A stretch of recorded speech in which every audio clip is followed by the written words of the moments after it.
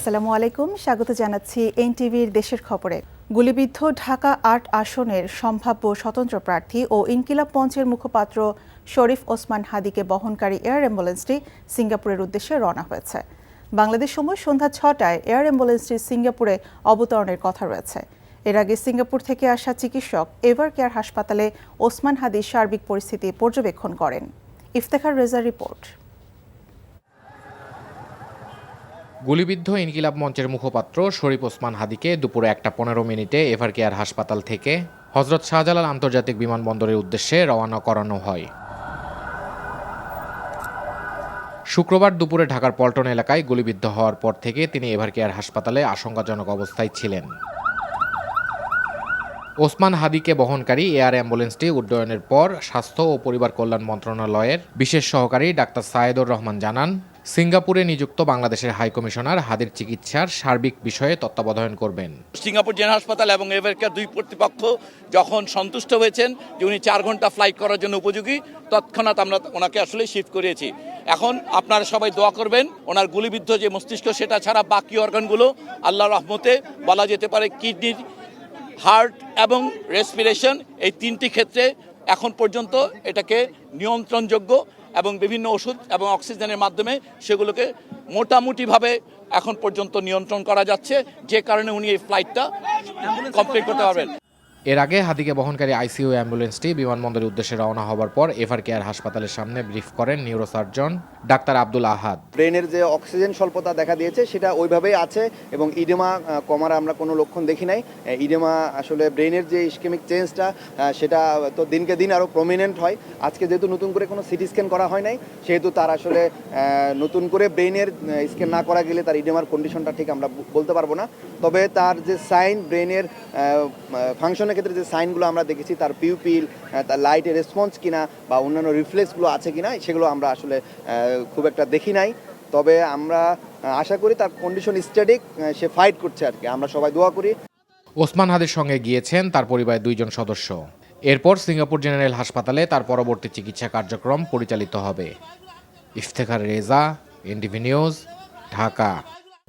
কেন্দ্রীয় শহীদ মিনারে ইনকিলাব মঞ্চের আহ্বানে সর্বদলীয় প্রতিরোধ সমাবেশে বক্তব্য রাখছেন বিভিন্ন রাজনৈতিক দলের নেতারা। সরাসরি যাচ্ছি সেখানে। আমরা দেখেছি বাংলাদেশের আইন শৃঙ্খলা ফেরত আসে নাই।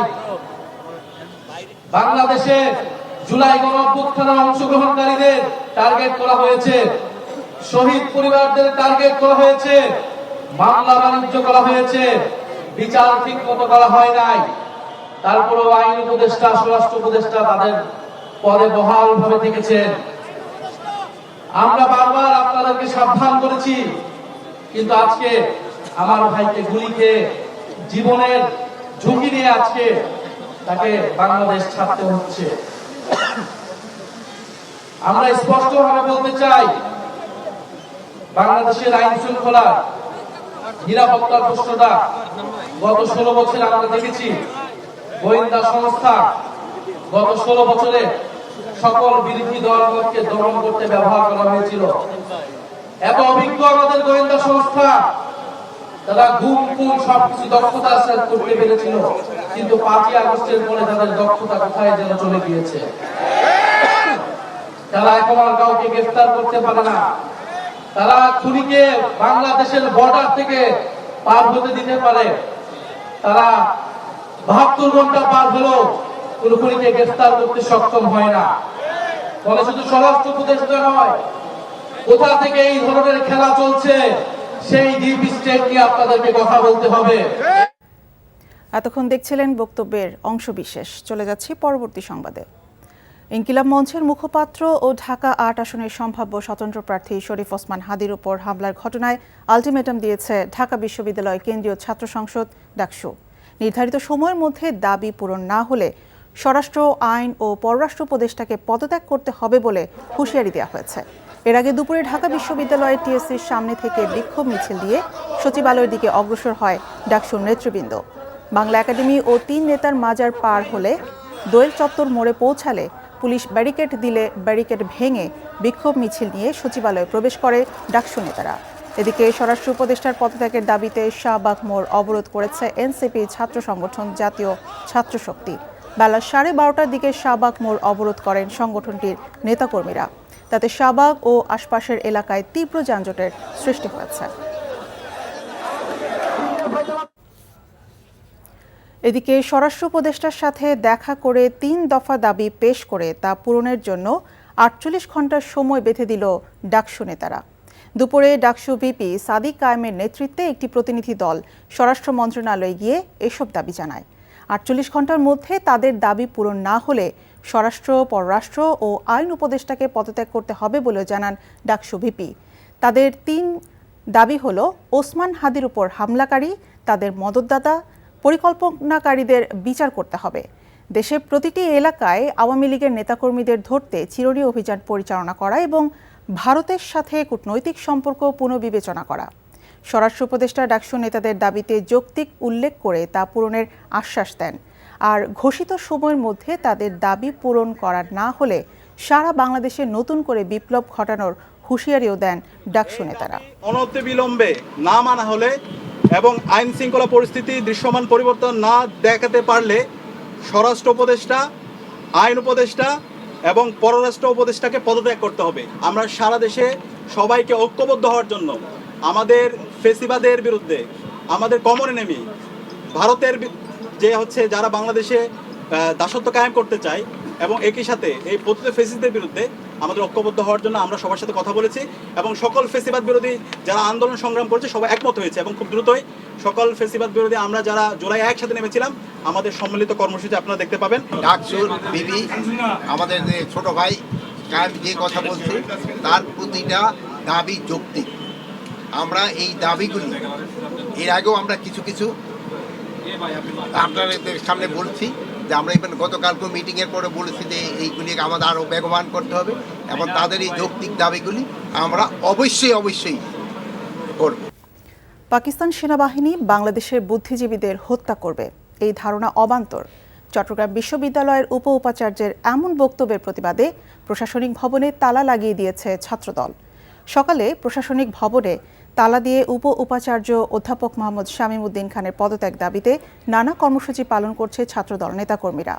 রোববার বুদ্ধিজীবী দিবসের আলোচনা সভায় উপাচার্য শামীম উদ্দিন খান বলেন, 1971 সালে পাকিস্তানি বাহিনী যে সময় পালানোর চেষ্টা করছে তারা জীবিত থাকবে নাকি মৃত থাকবে সেই ফয়সালা হয়নি।